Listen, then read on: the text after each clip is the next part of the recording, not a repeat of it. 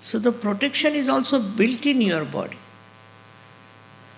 by ganas on the left hand side and by reactions on the right hand side. But the greatest thing is the blessings of the mother, the way she looks after you, the way she loves you, and the way she cares for you, which you should never take it for granted. You must meditate. You must meditate. It's very important. No question. Without meditation, you can keep yourself all right. It's no question. Meditation is the most important thing which must be followed. Because that's how you come close to her vibrations, come to her, I should say, to her nature. Even animals are so sensitive to mother, very sensitive to vibration. Animals are. But human beings have their own understanding, have their own freedom, have their so-called intelligence, and they fall a trap to it. They follow things which they should not have. So what is necessary very much in the country like America is the devotion and bhakti. These two things are not there. Indians take to Sahaja Yoga and go deep down into it because they know what is bhakti, what is devotion. All this ego and all that melts away. But this bhakti is to be enjoyed. I don't know how to create bhakti within. That I can't say. But I have seen people with bhakti, they have achieved great heights, though it's a left side movement. With the left side movement, they have achieved great heights. I don't know how the bhakti and Shraddha has helped them so much. In this, I must say, Indians are the best because they have this power of bhakti and of Shraddha. It's not madness. It's not madness as they have here. I've seen people who get into some sort of a cult or something, they go mad. It's not madness. Bhakti is love, and love which is understanding, which understands what is bhakti is and Shraddha. Unless and until you develop that bhakti and Shraddha within you, you cannot rise. You cannot rise above your problems. You cannot rise above your personality. Because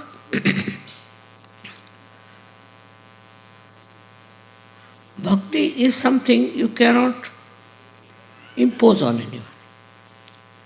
You cannot force on anybody.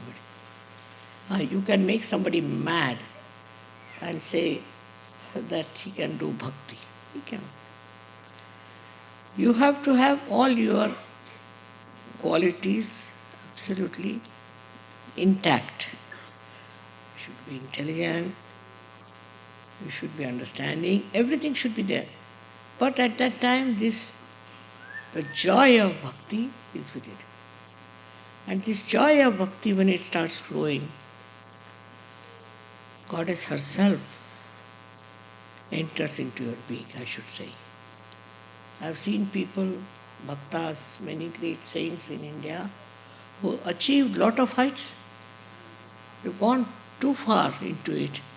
And if you read about them, and if you understand them, you are amazed how, without any help, without any guidance, how could they go that deep and worship Devi? Worshipping is not just out of sheer reading or some sort of a chanting or anything, but it's the deep attention of your heart. I think it's spirit. If the spirit is awakened within you, you develop the bhakti and drop out all nonsensical ideas, all different things that have crawled into your head, but you just develop the bhakti. Now, all these qualities described of the Devi are left-sided, are in the brain. Memory, Sruti Rupena Samstita, other things also, whatever are described, are in the brain. And then the bhakti reaches the state. It just neutralizes everything. All the problems of the brain are neutralized. And you become a wise person. So the greatest boon of the Devi is to give you wisdom. You can call it awareness, you can call it anything. It's a kind of a wisdom by which you become absolutely a divine personality. That wisdom you must teach through your bhakti. But you see, we have people of all kinds. Some are very much in the Shraddha, in the Bhakti, in the devotion, but they are wrongly placed. And they don't understand to whom we should worship and where we should go. Now, Sahaja Yoga is a actualization. Sahaja Yoga is a sakshat, is actualization, in which you know whom to worship and whom to surrender. It's not blind in any way. Whatever is blind bhakti can take you to any kind of nonsense. And that's how many cults have come up, many these things have come up. But that's not a thing that sees, that knows, that understands. It should be understood by your intelligence, by all your qualities. What is your bhakti is like? Now we have, through Kundalini awakening, reached a very great height, I must say, of understanding of bhakti, the power of bhakti. The greatest power of bhakti is that it protects you. It protects you. Those people who are suffering from any kind of trouble, any kind of problems, just get out of it. Because this bhakti of yours gives you the right type of understanding. The understanding of yourself. Also the understanding of surroundings. Understanding of the whole universe, I should say. Why people behave like this, why they are like this. All this can be solved through your bhakti.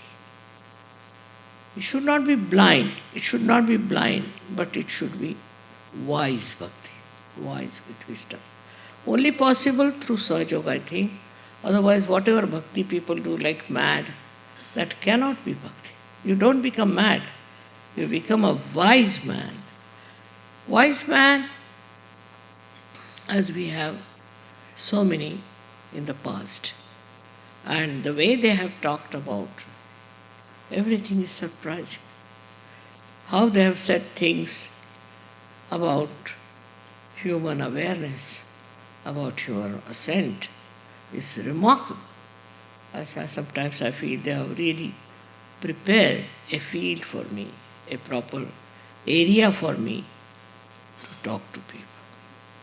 Especially in India, I don't know why traditionally we are very much devoted people. In the same way, all over it should happen. Because in India, of course, there are mad people also. There are cults, there are all kinds of things, no doubt. But actually we have saints who have guided us very well. Despite that, you find in India people are going astray, doing wrong things and wrong type of worship. This is true, no doubt. But it is, I should say, just the white. It's a funny type of a madness where there is no wisdom. What is between a mad and a sane person is that mad person has no wisdom. And those who have also so-called wisdom, so they say that we are very wise, are sadly mistaken. Because the way they behave, the way they commit mistakes, the way their whole attention is, I should say, the whole working is sometimes surprising, but because they have no wisdom. First of all is to test yourself, you must see, am I wise? Am I wise? Do I doing wise things or I'm not doing? So many complaints come to me about search officers. I'm surprised. Why? Why are they doing like that? I would say still they have not reached the state of bhakti. Bhakti and Shraddha, these two things are missing in the Western life, I must say. We should come back. We should develop. We should grow. But even in the Eastern life now, it's missing. For them, the ideal is now the Western life. Once you take to Western life, that part is over because the whole thing is judged with ideas. What is beneficial? What is helpful in life? But bhakti and Shraddha, according to them, is of no use. That doesn't help.